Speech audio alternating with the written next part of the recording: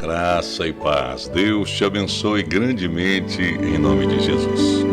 Que o nosso Deus Todo-Poderoso abra sua mente e a minha para que nós juntos possamos ler mais um capítulo da Bíblia e possamos também meditar um pouquinho sobre ele. Amém?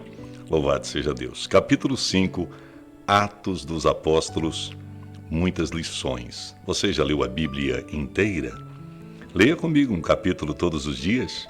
Eu tenho certeza que vamos aprender juntos coisas extraordinárias vindas da palavra do Senhor. Então vamos lá. Atos 5, fala conosco, Senhor.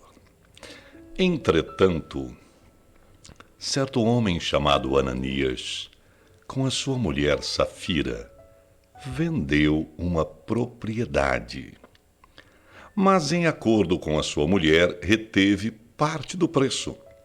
E levando o restante, depositou aos pés dos apóstolos. Então disse Pedro: Ananias, por que encheu Satanás o teu coração, para que mentisses ao Espírito Santo, reservando parte do valor do campo? Conservando-o, porventura, não seria teu? E vendido, não estaria em teu poder? Como, pois, assentaste no coração este desígnio? Não mentistes aos homens, mas a Deus. Ouvindo estas palavras, Ananias caiu e expirou, sobrevindo grande temor a todos os ouvintes. Levantando-se os moços, cobriram-lhe o corpo e, levando-o, o sepultaram. Quase 3 horas depois, entrou a mulher de Ananias, não sabendo o que ocorrera. Então Pedro, dirigindo-se a ela, perguntou-lhe: Dize-me, vendestes, portanto, aquela terra? Ela respondeu: Sim, portanto. Tornou-lhe Pedro: Por que entrastes em acordo para tentar o Espírito do Senhor? Eis aí a porta, os pés dos que sepultaram o teu marido, e eles também te levarão. No mesmo instante caiu ela aos pés de Pedro e expirou. Entrando os moços, acharam-na morta e, levando-a, sepultaram-na junto do marido. E sobreveio grande temor a toda a igreja e a todos quantos ouviram a notícia destes acontecimentos. Muitos sinais e prodígios eram feitos entre o povo pelas mãos dos apóstolos e costumavam todos reunir-se de comum acordo no pórtico de Salomão. Mas dos restantes, ninguém ousava juntar-se a eles, porém o povo lhes tributava grande admiração. E crescia mais e mais a multidão de crentes, tanto homens como mulheres, agregados ao Senhor, a ponto de levarem os enfermos até pelas ruas e os colocarem sobre leitos e macas, para que, ao passar Pedro, ao menos a sua sombra se projetasse em alguns deles. Afluía também muita gente das cidades vizinhas a Jerusalém, levando doentes e atormentados de espíritos imundos, e todos eram curados. Levantando-se, porém, o sumo sacerdote e todos os que estavam com ele, isto é, a seita dos saduceus, tomaram-se de inveja, prenderam os apóstolos e os recolheram à prisão pública. Mas de noite, um anjo do Senhor abriu as portas do cárcere e, conduzindo-os para fora, lhes disse: Ide, e apresentando-vos no templo, dizei ao povo todas as palavras desta vida. Tendo ouvido isto, logo ao romper do dia, entraram no templo e ensinavam. Chegando, porém, o sumo sacerdote e os que com ele estavam, convocaram o sinédrio e todo o senado dos filhos de Israel e mandaram buscá-los no cárcere. Mas os guardas, indo, não os acharam no cárcere, e tendo voltado, relataram, dizendo: Achamos o cárcere fechado, com toda a segurança, e as sentinelas nos seus postos, junto às portas da rua, mas abrindo-as, a ninguém encontramos dentro. Quando o capitão do templo e os principais sacerdotes ouviram estas informações, ficaram perplexos a respeito deles e do que viria a ser isso. Nesse ínterim, alguém chegou e lhes comunicou: eis que os homens que recolhestes no cárcere estão no templo, ensinando o povo. Nisto, indo o capitão e os guardas os trouxeram sem violência, porque temiam ser apedrejados pelo povo. Trouxeram-nos, apresentando-os ao sinédrio, e o sumo sacerdote interrogou-os, dizendo: expressamente vos ordenamos que não ensinasseis nesse nome. Contudo, enchestes Jerusalém de vossa doutrina e quereis lançar sobre nós o sangue desse homem. Então Pedro e os demais apóstolos afirmaram: antes importa obedecer a Deus do que aos homens. O Deus de nossos pais ressuscitou a Jesus, a quem vós matastes, pendurando-o num madeiro. Deus, porém, com a sua destra, o exaltou a príncipe salvador, a fim de conceder a Israel o arrependimento e a remissão de pecados. Ora, nós somos testemunhas destes fatos, e bem assim o Espírito Santo que Deus outorgou aos que lhe obedecem. Eles, porém, ouvindo, se enfureceram e queriam matá-los.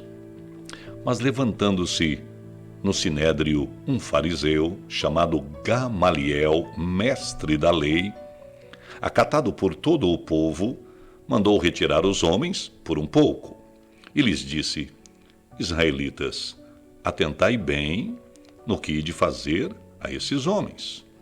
Porque antes destes dias se levantou Teudas, insinuando ser ele alguma coisa, ao qual se agregaram cerca de 400 homens. Mas ele foi morto, e todos quanto lhe prestavam obediência se dispersaram e deram em nada. Depois deste, levantou-se Judas o Galileu, nos dias do recenseamento, e levou muitos consigo. Também este pereceu, e todos quantos lhe obedeceram foram dispersos. Agora vos digo: dai de mão a esses homens, deixai-os, porque se este conselho ou esta obra vem de Deus, vem de homens. Vou repetir o versículo de número 38. Agora vos digo: dai de mão a esses homens, deixai-os, porque se este conselho ou esta obra vem de homens, perecerá. Mas se é de Deus, não podereis destruí-los, para que não sejais, porventura, achados lutando contra Deus. E concordaram com ele.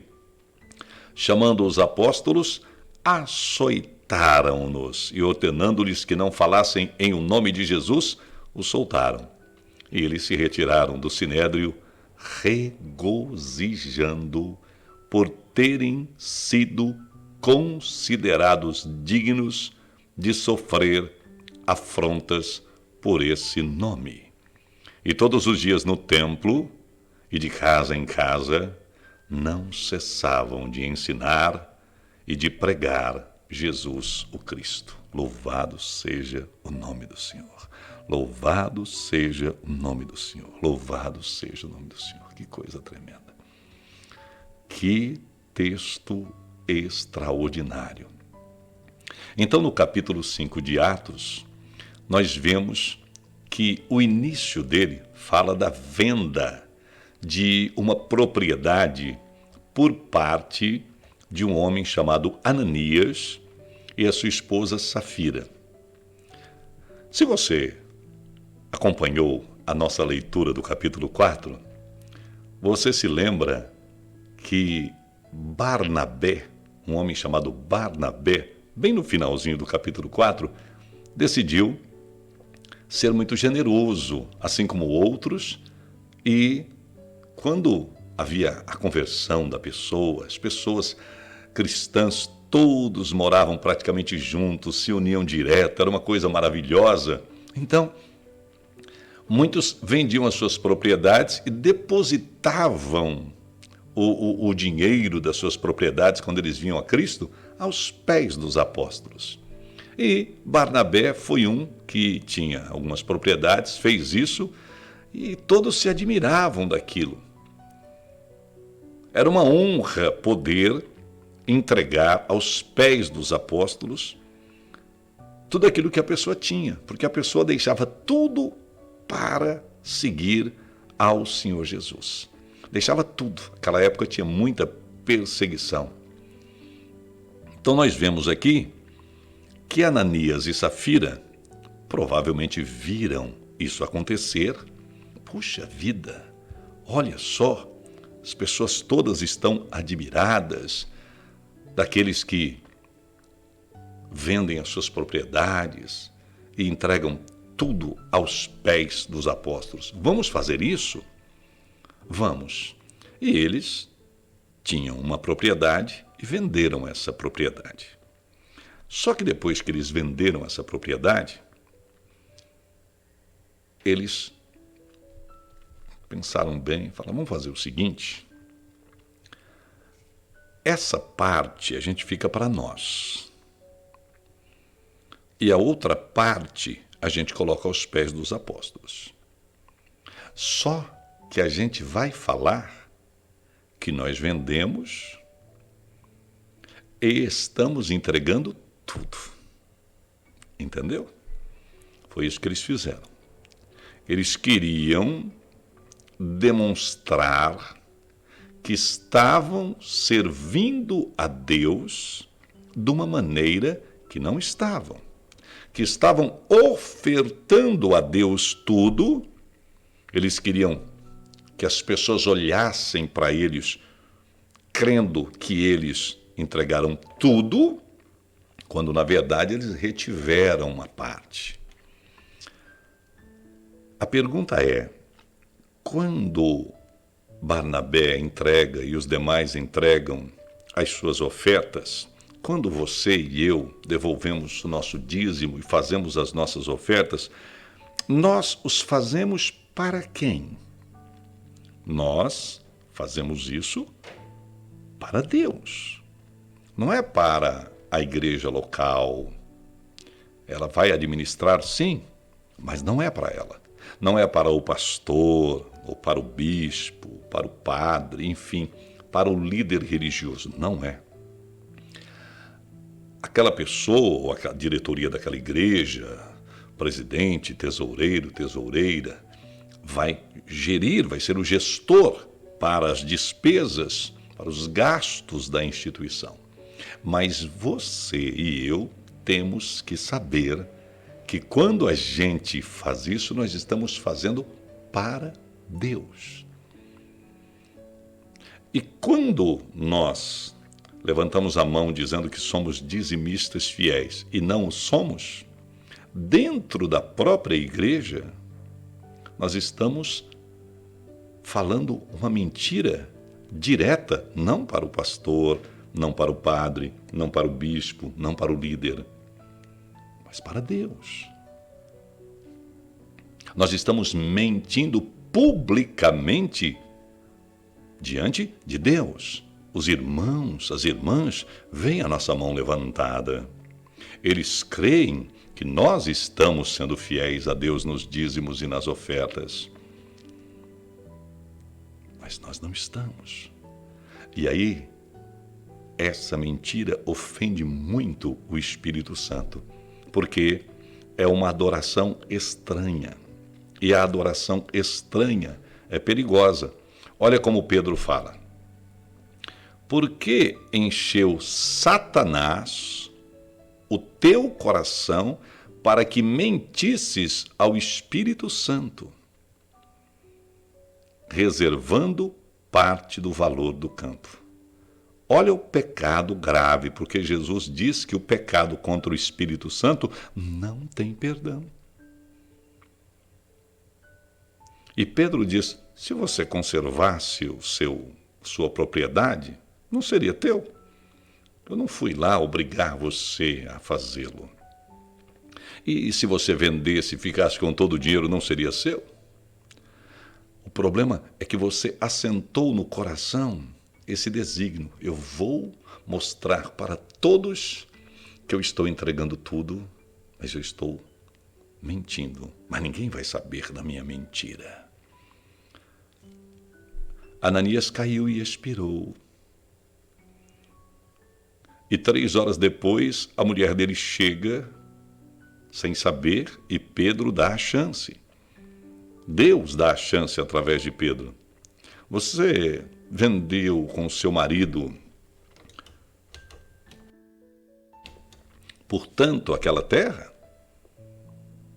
Foi por esse valor que vocês falaram que venderam, que vocês venderam? E ela tinha entrado em acordo com o marido para mentir. Disse sim.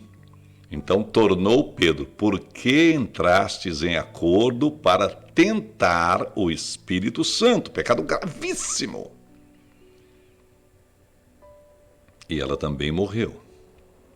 E sobreveio grande temor a toda a igreja e a todos quantos ouviram a notícia destes acontecimentos. Algumas pessoas falam: mas nós não estamos no tempo da graça. Sim, mas é muito importante que eu e você, meditando na palavra de Deus, saibamos que esse fato aconteceu no tempo da graça. Atos dos Apóstolos. Jesus Cristo já estava na glória. Já é no Novo Testamento. Já é no tempo da graça. Mas é necessário que você, que serve a Deus, o sirva de todo o teu coração, com todas as suas forças e de todo o seu entendimento.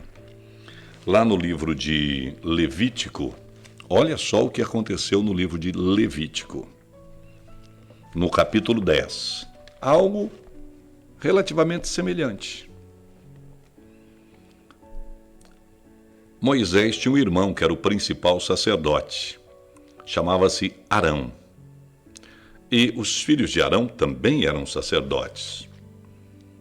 Então a Bíblia diz que Nadab, que era um dos filhos, e Abiú, filhos de Arão, tomaram cada um o seu incensário e puseram neles fogo, e sobre este incenso, e trouxeram fogo estranho perante a face do Senhor, o que lhes não ordenara. Eles também quiseram ter uma glória, uma importância. Eles estavam querendo fazer algo que aparentemente era espiritual, mas que não era. Era só vaidade, era mentira. Sabe o que aconteceu? Então saiu fogo de diante do Senhor e os consumiu, e morreram perante o Senhor. Olha que coisa terrível. Dos 2 filhos aqui de Arão, morreram. Filhos de Arão, irmão de Moisés. Arão, que era porta-voz de Moisés. Arão, que o cajado dele, floresceu. Arão, que foi usado para muitas coisas extraordinárias. Os filhos dele morreram porque levaram fogo estranho, porque estavam diante dos irmãos, diante da igreja, falando, mostrando, se exibindo de uma maneira que ofendia. Nós temos que ser humildes e verdadeiros diante de Deus. Todos temos fraquezas, eu e você. E a gente tem que pedir a misericórdia de Deus nas nossas fraquezas, tentar ao máximo nos afastar das fraquezas, tentar ao máximo buscar a presença de Deus, jejuar, orar e evitar fazer como Ananias e Safira. Essa é uma primeira parte aqui do capítulo 5 que já dava uma baita de uma alegria no nosso coração de poder aprender isso, um grande ensinamento. Mas a sequência fala que os crentes aumentaram, homens e mulheres agregados ao Senhor, e os apóstolos iam ficando extremamente conhecidos e levavam enfermos até pelas ruas para ver se a sombra de Pedro se projetasse em alguns deles. Era muita gente curada. cidades vizinhas de Jerusalém, o pessoal levando atormentados de espíritos doentes. Olha, todos eram curados, todos. E aí aconteceu algo muito interessante. Quando pessoas simples, mas que estão cheias do Espírito Santo e sinceras, estão trabalhando na obra de Deus, existem pessoas que se posicionam como santas, que se dizem, e até mesmo alguns deles se acham superiores por conta de sabedoria humana, cursos e mais cursos, isso e mais aquilo. E aí essas pessoas, eles começaram a ter inveja. Isso aconteceu de maneira terrível, terrível. A Bíblia diz que a seita dos saduceus tomaram-se de inveja, e aí eles prendem os apóstolos, recolhem os apóstolos à prisão, e Deus vai lá, abre a porta do cárcere, conduz eles para fora e fala, vão pregar. E eles vão pregar. Ide e apresentando-vos no templo, digam ao povo todas as palavras dessa vida. Você vai ler aí na sua Bíblia que está com V maiúsculo, vida. Eu sou o caminho, a verdade e a vida. Preguem Jesus. Ou seja, foram presos, Deus vai lá e os solta e fala, volta lá e prega. Eles falaram para vocês não pregar? Preguem. E aí, ao romper do dia, eles entraram no templo. Os sumos sacerdotes e todos que eles estavam lá, convocaram o sinédrio e falaram, ó, mandem buscar aqueles caras lá, busquem eles. E os guardas foram buscar, mas tinha acontecido um milagre, porque a cela estava fechada, toda a segurança, os sentinelas lá, e ninguém viu eles saírem, e tudo fechado. Aí eles voltaram e falaram, olha, não sei o que aconteceu, eles não estão lá. Eles ficaram perplexos porque viram que um milagre tinha acontecido. E alguém chega e fala, já sei onde eles estão. Eles estão pregando igual estavam ontem, anteontem, todos os dias, pregando, curando, libertando. Eles não têm tempo para vãs discussões e bobagens. Eles estão cheios do Espírito Santo atuando na obra de Deus. Enquanto muita gente fica no blá blá blá, você trabalha na obra de Deus, divulga o nome do Senhor, ora pelas pessoas, intercede, profetiza, mergulha em oração, pede a presença de Deus na sua vida, jejua. Deus vai enchendo, vai capacitando todos aqueles que querem verdadeiramente ser usados na sua obra. Não por dinheiro, não por importância, não por nada disso. Nem Pedro, nem nenhum dos apóstolos queriam esses cargos que essas pessoas tinham. Queriam vestir as roupas que elas vestiam. Não, a gente vê todas essas vestimentas desses grandes religiosos. Isso é tudo bobagem. Pedro nunca usou isso. Paulo nunca usou isso. Tomé, João, Tiago. Deixa eu dizer uma coisa. Isso aí não interessava a eles. Eles gostavam de estar entre os sofridos, entre os perdidos, chorar com os que choravam e pedir a Deus que Deus lhes desse poder e unção para, em nome de Jesus, fazer essas pessoas terem uma vida melhor e a salvação em Cristo Jesus, lavadas e remidas pelo sangue do Cordeiro, é isso que interessava. Mandem chamá-los, mas não os agridam, não. Não é porque eles não queriam bater, é porque eles estavam no meio do povo e o povo estava ali sem médicos, sem remédio, sem atendimento e sendo curados. Nossa, o povo começou a amar os apóstolos e a igreja de então. E aí o sacerdote, sumo sacerdote, diz, lá no versículo de número 38, expressamente vos ordenamos que não ensinasseis nesse nome, contudo encheste Jerusalém de vossa doutrina e queres lançar sobre nós o sangue desse homem. Olha só, o sacerdote fala que os apóstolos querem lançar sobre eles, os sacerdotes, os saduceus, os escribas, os fariseus,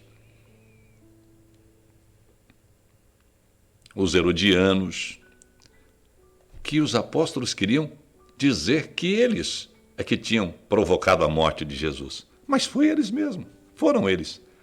Tanto que Pedro não afina. Então Pedro e os demais apóstolos falam: olha, nós não vamos parar de pregar, sabe por quê? Porque nós temos que fazer uma escolha. É interessante porque aí eles pregam Jesus aos próprios religiosos. Eles pregam a palavra verdadeira aos próprios religiosos, porque aí os religiosos, não aceitando, não vão poder dizer nunca para Deus que não ouviram, porque eles ouviram da boca de Pedro. Antes importa obedecer a Deus do que aos homens. Nós vamos escolher obedecer aos homens.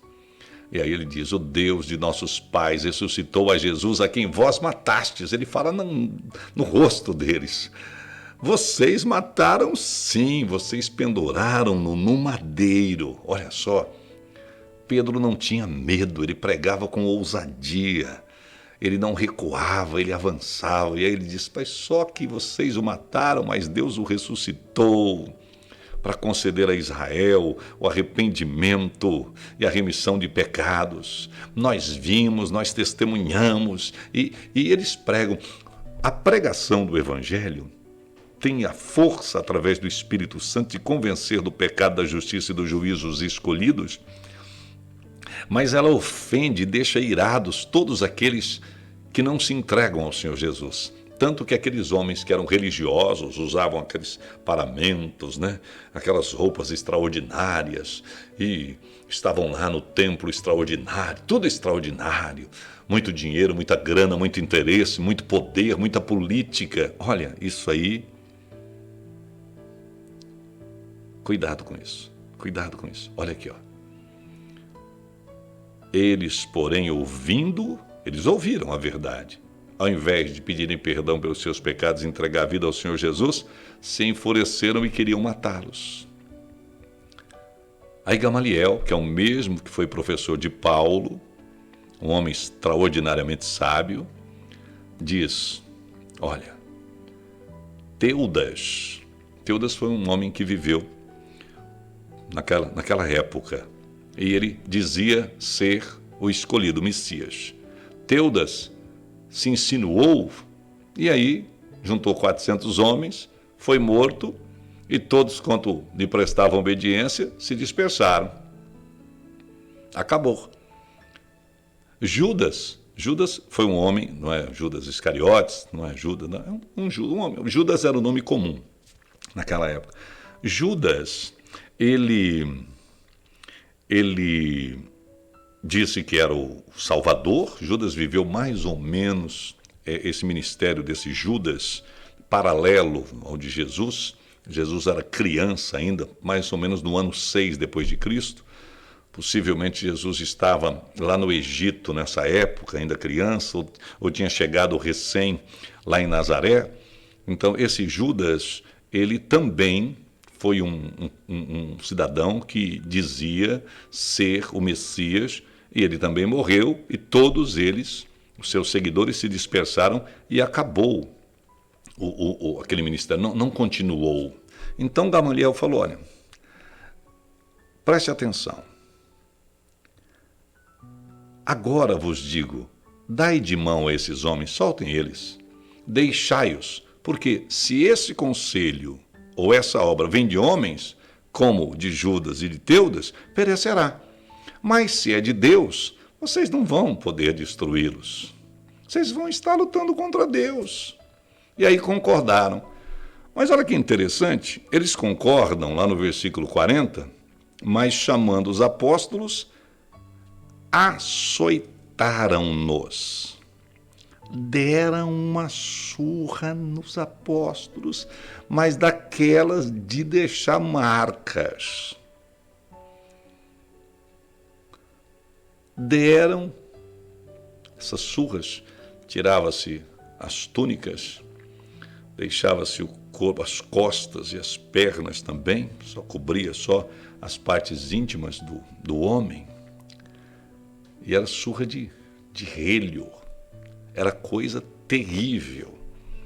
E eles açoitaram, falaram: olha, Vocês não falem em nome de Jesus. E nós vamos soltar, vocês não falem. E aqui está algo que quebranta tremendamente o meu coração, no versículo 41. E eles retiraram-se do sinédrio, regozijando, comemorando. Por quê? Por terem sido considerados dignos de sofrer afrontas por esse nome. Ai, pastor, eu estou sofrendo no meu trabalho, porque lá só tem eu de crente. Dê glória a Deus. Fique alegre porque está sendo humilhada, porque está sendo humilhado por esse nome. Isso é motivo de alegria para nós, os crentes. Isso é um sintoma, é uma evidência de que você está no caminho certo. Eu não posso ficar lá não porque estou sendo humilhado. Deixa Deus te exaltar e para de reclamar. Fica firme porque Deus vai honrar você. Fique alegre. Eu e você, todos nós que servimos a Deus de verdade, devemos ficar alegres por sofrermos pelo nome de Jesus. Eles apanharam. Primeiro foram presos, depois foram ofendidos. Agora nós vamos soltar vocês, mas vocês vão apanhar. E Deus não impediu aquela sova, eles foram açoitados. Não falem mais no nome de Jesus, viu? E eles não desistiram. Eles não recuaram. Eles ficaram felizes por terem sido considerados dignos de sofrer afrontas por esse nome. E todos os dias no templo e de casa em casa, não cessavam de ensinar e de pregar a Jesus Cristo. Essa é uma lição para mim. Essa é uma lição para todo crente. Para todo cristão verdadeiro. Quanto mais nos criticam, quanto mais nos ofendem, quanto mais nos pisam, quanto mais nos humilham, quanto mais nos traem, quanto mais nos puxam o tapete, quanto mais falam para a gente se calar, mais nós pregamos o Cristo crucificado, o ressurreto e que enviou o Espírito Santo. Deus vai honrar esse sofrimento que você está passando pelo nome de Jesus.